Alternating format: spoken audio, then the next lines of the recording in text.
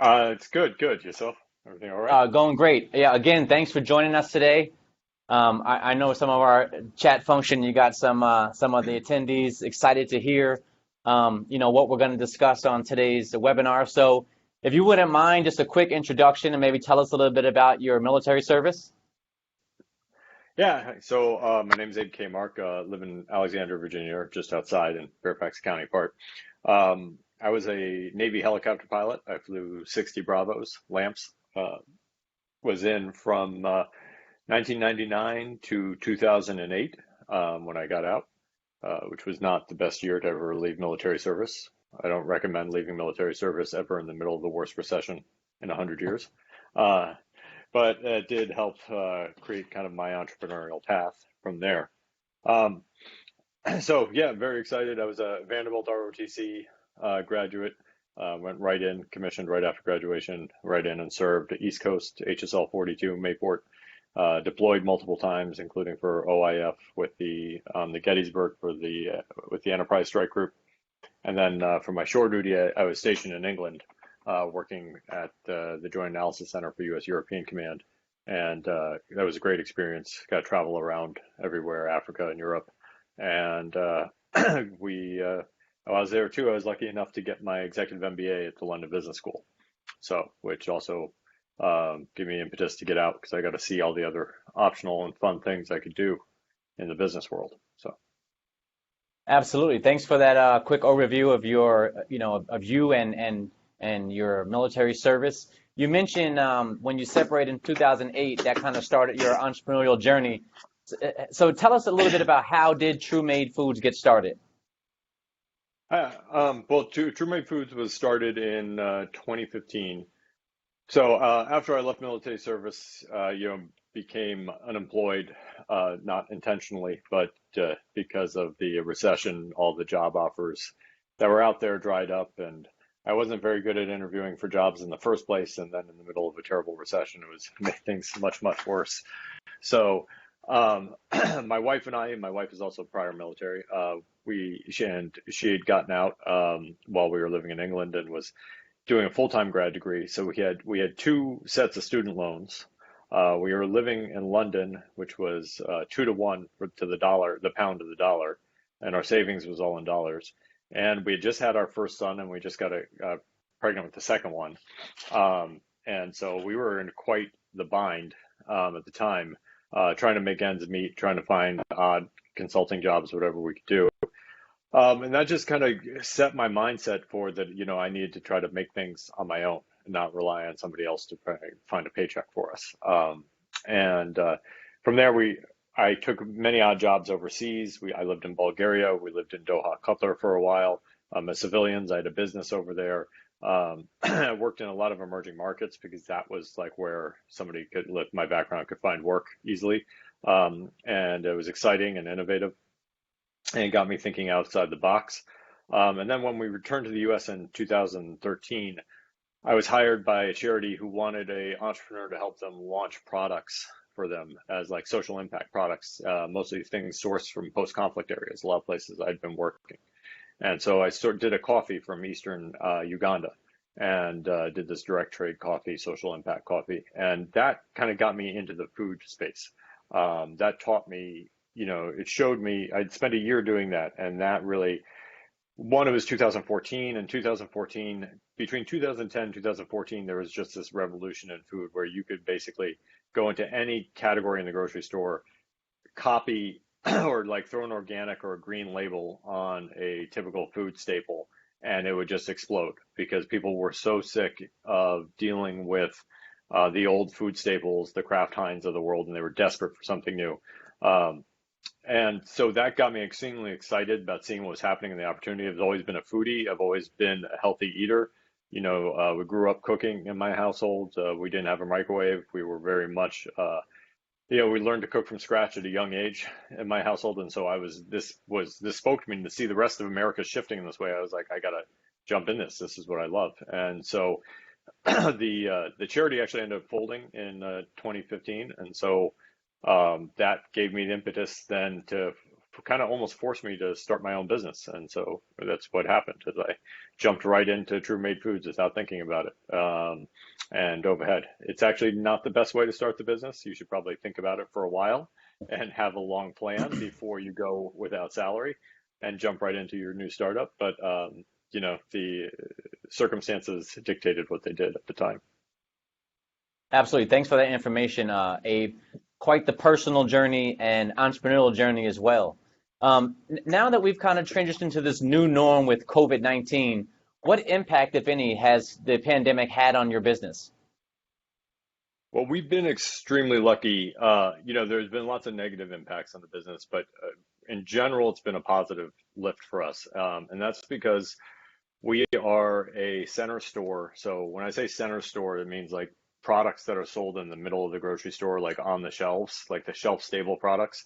And in grocery business, they say perimeter is usually, fresh goods, milk and refrigerated and meat, because at the perimeter of the store, that's where you have your fruits and vegetables, your butcher counter, and your dairy refrigerators, things like that.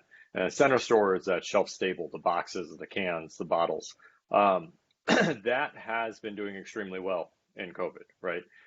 And we were kind of lucky in a way that at the beginning of 2020, before COVID started, I decided as a strategy, we are just going to be simple. We're going to focus on grocery. We're going to try and grow our grocery footprint this year. And we did. We launched 1,300 Kroger stores. We launched Whole Foods nationwide, which is 485 stores. We expanded our footprint in Sprouts, went from 3 SKUs to 7 SKUs. We expanded a number of the stores, some Safeways out west, Rayleigh's, finally getting into California market. And so, that focus really allowed us, we were lucky because that was the one area that grew during COVID. We were also lucky that we had mostly almost 100% American supply chain. So, a lot of international supply chain was really affected. And we are big enough that our co-packer, so the manufacturer that makes our products for us, they also make other products for other companies. But we were lucky that at this time, we happened to be one of the co-packers' biggest customers. So we got priority, where a lot of other food startups during COVID, they might have been doing well. They might have had enough demand, either because the e-commerce picked up or through grocery store chains. But they, had trouble producing product. And if you had trouble producing product, you were done, right? Because the distributors and the retailers and Amazon don't have time for people who can't make product right now when things are under such duress and huge demand. And a lot of that was because, if you're a small producer in a co-manufacturer who is making products for bigger companies too, they're going to prioritize the bigger companies over you. And we just got lucky that the size of the co-packer we were working with, we happened to be one of their biggest customers. And so we were prioritized, and, we were able to, it was tight at some points. It was nail biting through most of this year, but we got it through and we got most of the production made, and we filled our orders.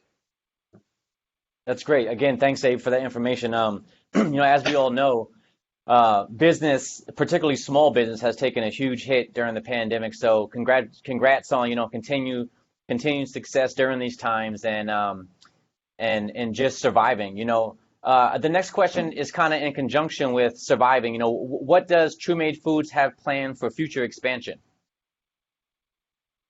Yeah, so our plan always, and again, we were just really lucky on this, was 2020, we were just going to work on dominating grocery, growing what we call ACV in grocery, which means your points of distribution. Try to get as many points of distribution as possible, quality points of distribution. So as many retailers, many play locations on shelf as we can in 2020, so that in 2021 we can start spending money on marketing and really trying to grow velocity and building brand awareness, so that once people could find us. The other plan was in 2021 was to really start expanding into food service, which seemed like we were a very lucky and brilliant plan 6 months ago, and now it's still a little bit wary. We're not really sure when food services really can come back. When I say food service, I mean like restaurants, not just restaurants, but anything from stadiums to colleges and universities to corporate campuses. So like Bloomberg's offices in New York City, they have cafeteria. So we're pitching them. And so right now the plan we're moving forward with it. We've been delaying it a little bit, was to really try to expand food service in 2021, because it's a great complementary market channel for us. It creates consumer discovery, so it's a great marketing channel for us as well as a sales channel. But yeah, there's this hesitation right now because with the hesitation around COVID and the lack of a cohesive plan at the national level, it's really difficult for businesses like ours to plan and to really know. So we're going forward, but we're doing it cautiously and kind of dipping a toe in the water a little bit as we go, and then starting to take more and more risk and just hoping things start to open up for us. Absolutely. Taking risk is definitely something that the entrepreneur does, and at times you definitely have to be strategic and have some a plan to pivot and whatever the case may be. If that does not go your way. I think the big question for today is, how does the entrepreneur go about getting their products into the grocery store? So really, at the end of the day, looking back, getting into the grocery store is not the hard part. It seems hard at the beginning. It seems really daunting at the beginning. Getting your stuff on shelf is not the hard part. Staying on shelf is the hard part. The way the grocery store works, a lot of grocery stores out there don't make money selling product. They make money just extracting extra fees off of the CPG products that are in there. Historically, CPG, so consumer product goods, fast-moving consumer product goods, have made like a 20% net margin. So it's a much more profitable business than, say, actually running a grocery store. A grocery store only makes about a 2 to 3% net margin, and the distributors that service the grocery stores also only make about a 2 to 3% net margin. So they tend to see, but yet the consumer product goods, even in this day and age of direct commerce and Amazon, we still need those grocery stores and those distributors. It's, especially for a product like mine, like ketchup and barbecue sauce, Amazon's never going to replace the Safeway for that. Volume is always going to be higher. So, we're pushing on that. We need them, and they know they need us. We need them, and so they extract fees out of you in different places. And one of those fees is called a slotting fee. And so you're almost always charged a slotting fee to get your product on shelf, sometimes that's sometimes it's simply like a free case. Your first case to the grocery store is free. You have to give it to them for free. And sometimes it's a cash fee. Sometimes it's like $10,000. Sometimes it's $50 a store. Sometimes it's $20 a store. It depends on the grocery store. Sometimes it's negotiable. Sometimes it's not. But they make a lot of their money off of those fees, right? And they'll take those fees and they'll put you on the shelf. And if your product doesn't sell in 12 months, they'll kick you off the shelf and that money's gone. So if you just paid $10,000 to get your product on shelf and, you didn't sell $10,000 worth of product within that first year, there's a good chance, you just lost money. And that has happened to us. We went into some bigger grocery stores early on in the first year or two because it was just, you get excited and you want to move fast, you want to build really quickly. And we made mistakes, went into some stores that we shouldn't have gone into, and got kicked out in a year and a half. Sometimes it takes 2 years, they'll kick you out. But if you don't keep those sales up, if you don't have a good plan for making sure that consumers will find your product and they will buy it, then you're really risking your money by going to the grocery store too early.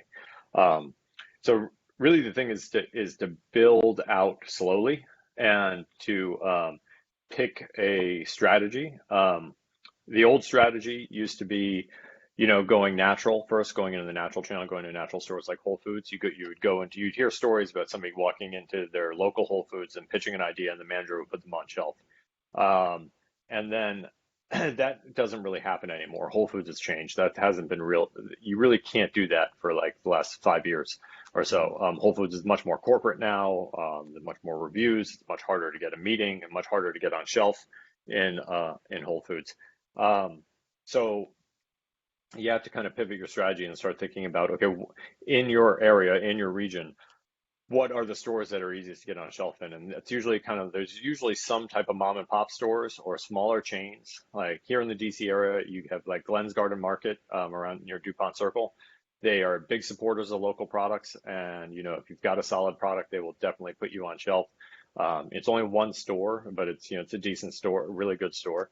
There's Yes Organic Markets in DC. There's about six of those.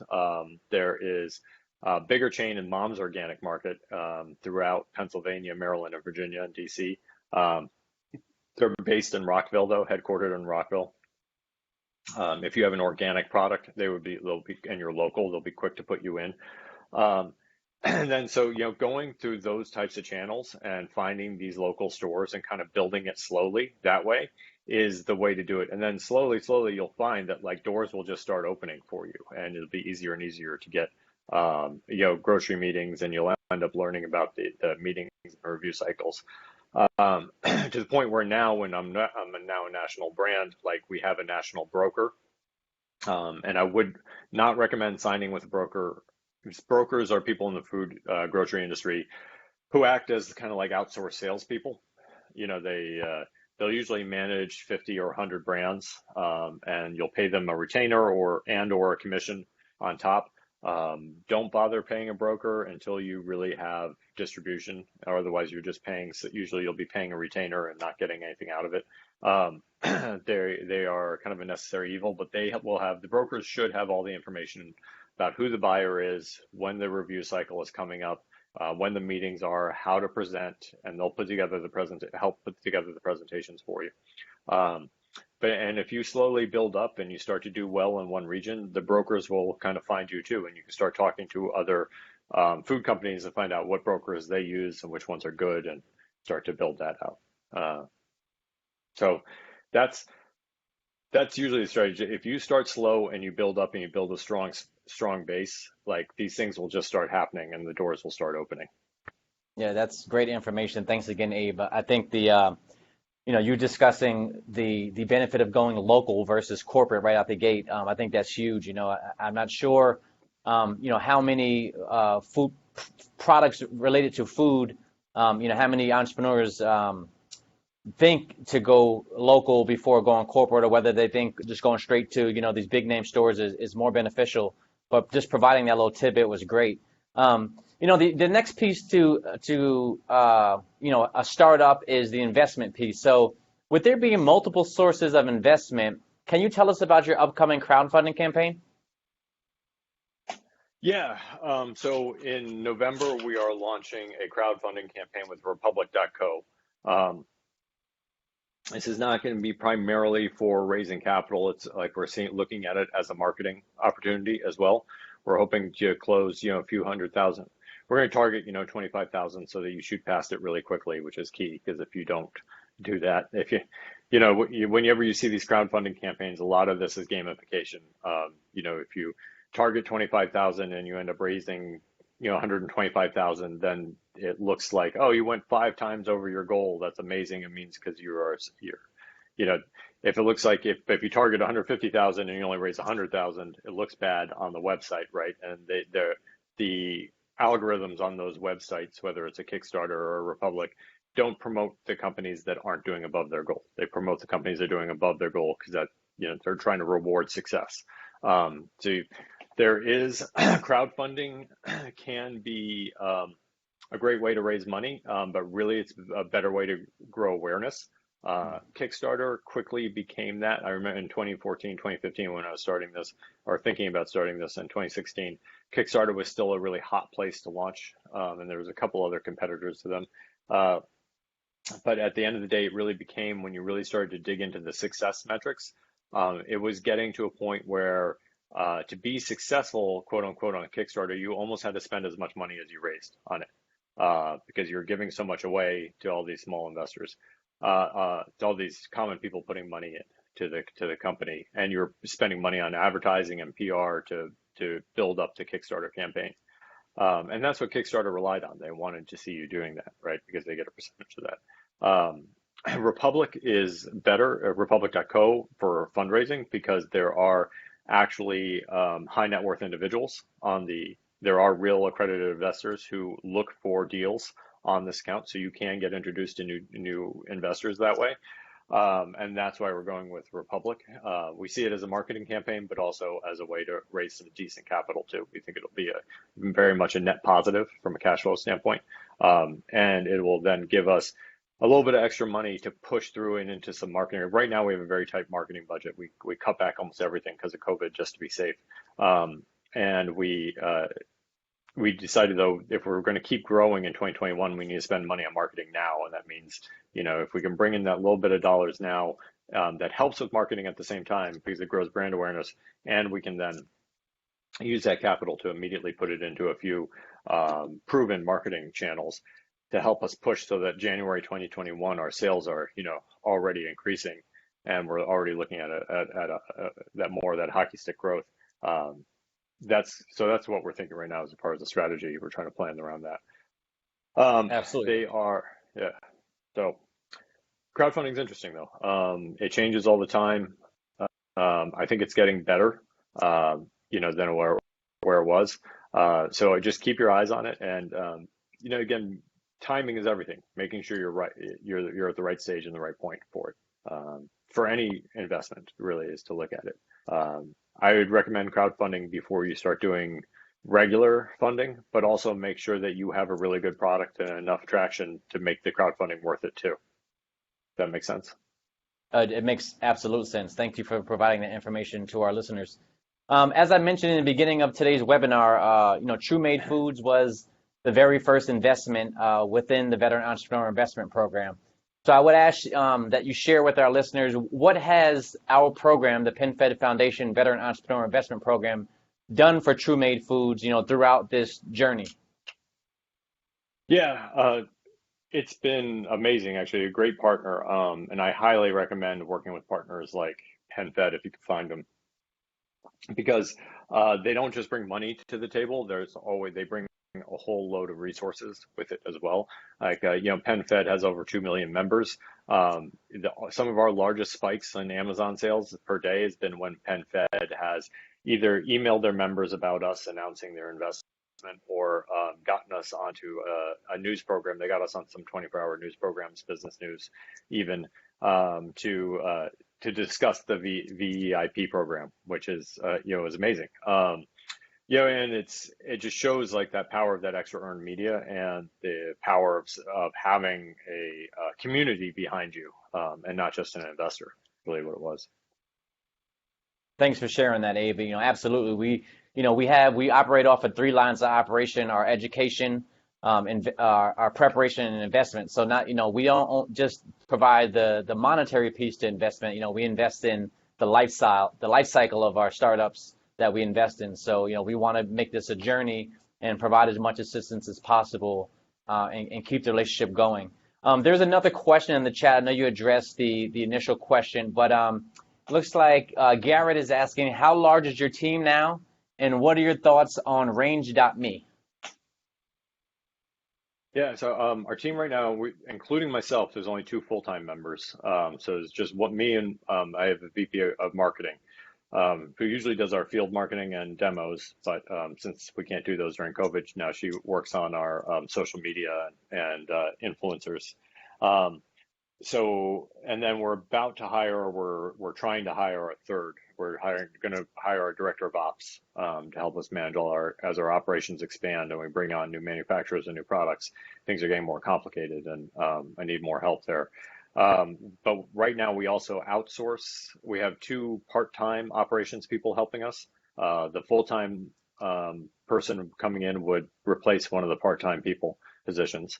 And we also have an outsourced sales team and a national broker. So the outsourced sales team, there's a company called FDM Sales, and they're kind of like in between it's like a step in between hiring your own salesperson and a full brokerage, in that they only handle about 40 other clients, and they are a team of about 12 national salespeople around the country that focus on big.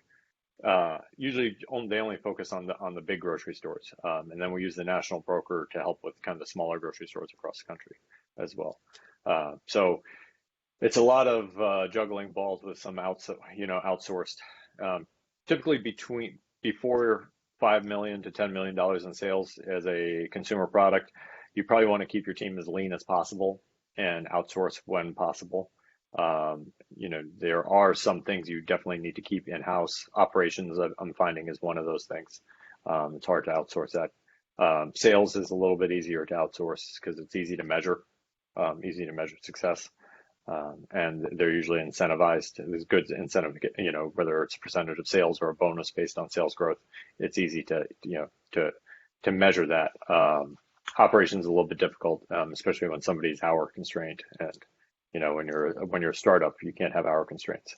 Range Me was fantastic when it first launched, probably about 2 or 3 years ago. We actually closed Walmart because of what Range Me. But I have not actually seen any movement through Range Me in the past year, past 2 years, really. I think it's probably now oversaturated as a channel. And so you should probably be on Range Me and have a profile on Range Me, but I don't pay for the premium account anymore. I just pay for the standard account. And, I have not found that it's brought us any decent inbound traffic. So, I had the sales team and the brokerage does much, much better. So, there are programs every now and then that you need to have the Range Me account to apply for, but typically, I wouldn't pay for it. Again, I think it's oversaturated at this point. Everybody's on it. So the discovery of new products is difficult. Great. Thanks again, Abe. We really appreciate it.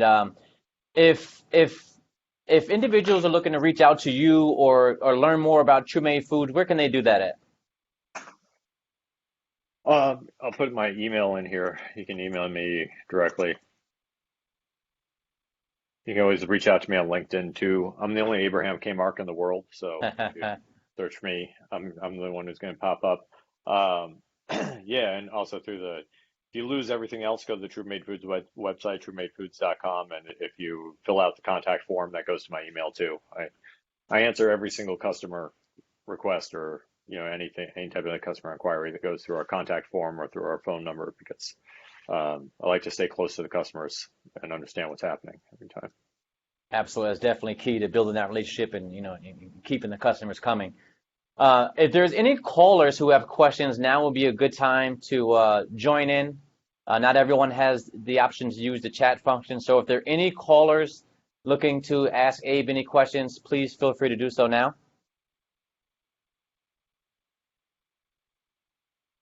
Okay, Abe, again, I would like to really thank you for your time today. Thank you for discussing from concept to the grocery store shelf.